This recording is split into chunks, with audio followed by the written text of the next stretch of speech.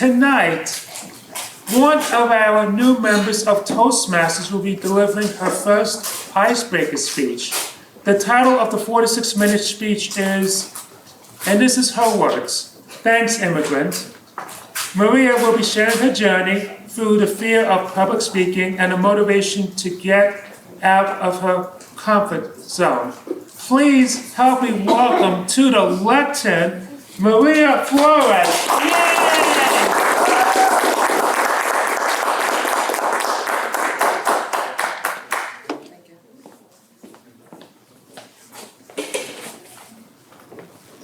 So my name is Maria Flores, and I would like to give you guys a speech about who I am. My story started in a South American country called Venezuela. I was born in a family of very small, well, not small people, but in a very small family. I was an only child, and my parents and my grandparents and everyone I knew was also very quiet.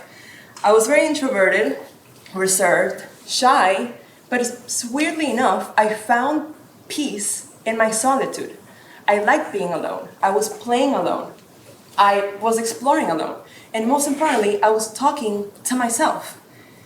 In elementary school, however, people actually used to make fun of me. Can you believe that? Because I would sweat. My hands would sweat, my armpits would sweat, everywhere would sweat. And people used to tell me that they didn't want to touch my hands, or that I would get red in the face. So they used to call me tomato. Insane. So one day, my dad came home from work and he told us, well, we're moving to the United States. So at 12 years old, I embarked on a plane with both of my parents to basically Miami.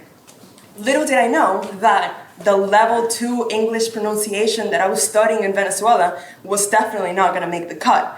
Because I only knew how to say, this is an apple and this is a pencil. Yeah. So in middle school, they sent me to ESOL, which is English for non-English speakers. And there, to tell you the truth, I did not learn anything. No type of English, because 80% of the people there actually didn't even speak English. So all my friends there spoke Spanish. Well, I graduated middle school and I graduated ESOL, and off I went to high school with not much of an English vocabulary. During the summer break, however, I was drawing and drawing and drawing because I really like to draw. I like to draw especially because I found that I could represent what I had in my mind or my thoughts through drawing, and I didn't really need to speak for that. So my mom saw the opportunity to tell me, I don't really want you to be in a public school. So what if we go and have an interview at a charter school? Oh God, an interview? That's the worst thing for me. So off we went with me and my mom to the charter school to talk to the principal. In the car, she was coaching me the whole way. You have to tell him that you're a good student. Sí, yes, I'm gonna say that. You have to tell him that you really like to draw. Sí, I'm gonna say that. And then you have to shake his hand and look him in the eyes. Oh my God, I hate shaking hands. My hands are sweaty right now. So I got to the high school and he looked at me very dubious because I was barely answering any of his questions. My mom was doing the talking for me. And then my mom kicked me under the table and told me, come on, show him your sketchbook. What? Show him your sketchbook. So then I opened up my sketchbook and I guess I was accepted and I was put in a bunch of art classes, which is what I wanted at the end of the day, right?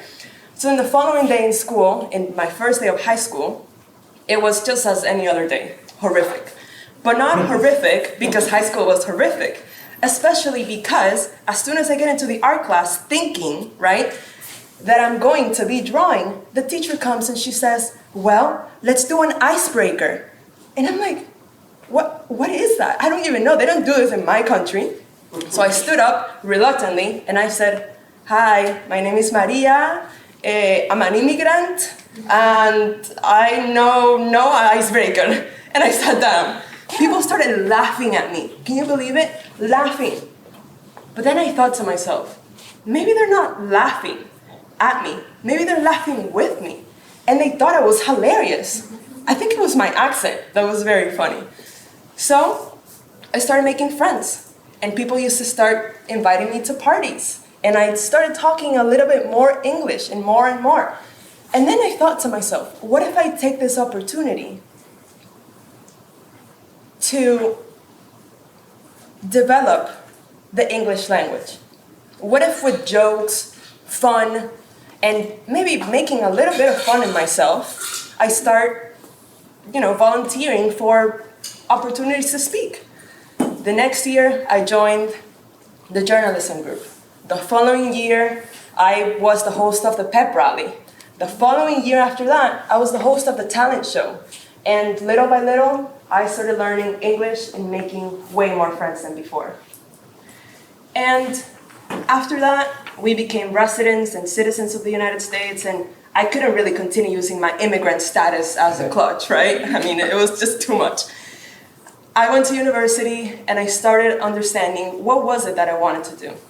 I like drawing, so I want to do something regarding drawing, but I also kind of started liking public speaking.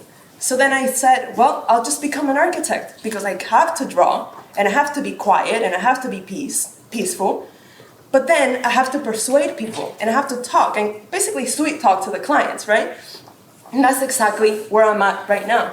In fact, I'm a professor also at the University of Miami, where I teach architecture to students that, just like me, wanted to learn what architecture is about.